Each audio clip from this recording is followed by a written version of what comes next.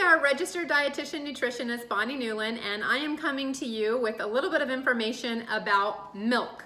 So we all know a little bit about milk, but I find that people get really confused when they're buying milk about what the different milks are, because people always refer to whole milk as vitamin D milk, when in fact whole milk, 2% milk, and skim milk all have 10% of the recommended daily allowance of vitamin D. So they're actually all enriched with vitamin D in them. So they're all, in essence, a vitamin D milk. The difference lies in the level of saturated fat in each milk, which is a fat that we know that is tied to higher levels of LDL or bad cholesterol. So when we look at a whole milk, for instance, 1 cup of whole milk has on this label 8 grams of fat. And when we look just under that at the saturated fat, 1 cup has 5 grams of saturated fat.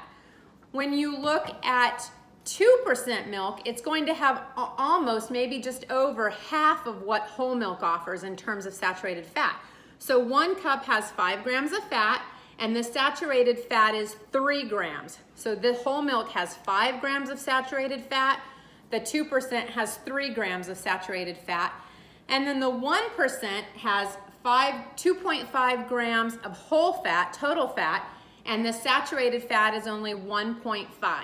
Skim milk would have no fat, no saturated fat. So that's kind of the difference. I don't have any skim milk here, but if I did, it would be under the 1%.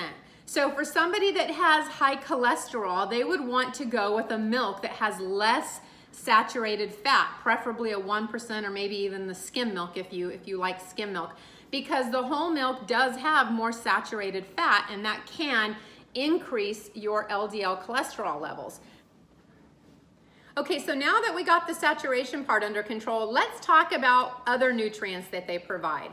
So I like to use dairy as a source of protein, especially for folks suffering from things like diabetes. But a lot of times it's an easy source of protein, right? You can have a glass of milk, you can have a yogurt, cottage cheese, a little string cheese, something like that. So when you're having whole milk or 2% or 1% or skim milk, you get about 8 to 9 grams of protein per 1 cup serving for cow's milk. For soy milk, you get about 6 grams of protein per 1 cup serving.